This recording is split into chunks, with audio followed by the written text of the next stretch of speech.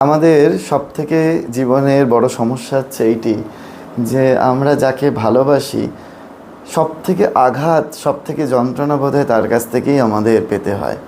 সেই জন্য আমাদের মনে হয় এক এক সময় যে আমি একে এত ভালোবাসলাম, কিন্তু আমার তার বিনিময়ে সে তো আমাকে ভালোবাসছে না, সে তো আমায় ঠিকমতো করে বুঝছে না।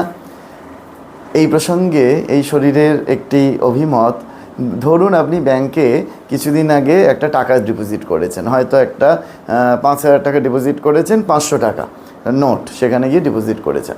আপনার এক সপ্তাহ বাদে মনে হলো যে আপনি 5,000 টাকা উইথড্রল করবেন।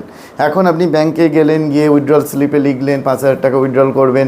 এইবার আপনাকে দিচ্ছে হয়তো 200 টাকা, 100 টাকা, 50 টাকা, 10 টাকা, 20 টাকা মিলিয়ে আপনাকে 5,000 টাকা দিচ্ছে। কিন্তু আপনি বলছেন যে না, আমি তো 500 টাকার নোট দিয়েছিলাম, আমাকে 500 টাকারই নোট দিতে হবে।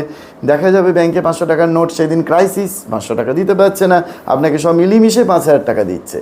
ঠিক সেই রকম আপনি হয়তো একজনকে ভালোবাসা দিলেন, সে হয়তো আপনাকে ভালো না বাসলেও কিন্তু আপনি দেখবেন চারপাশের বহু মানুষ আপনাকে ভালোবাসছে। ওই 500 টাকার পরিবর্তে যেমন 100, 50, 20, 10-এর নোটের মতো আপনি ঠিক কোনো না কোনো জায়গা থেকে ভালোবাসা পেয়ে যাচ্ছেন। সেই জন্য আমাদের চেষ্টা করতে হবে যে আমাদের ওইটি দেখতে হবে যে কোথায় আমরা ভালোবাসা পাচ্ছি, কোথায় আমরা ভালোবাসা পাচ্ছি না।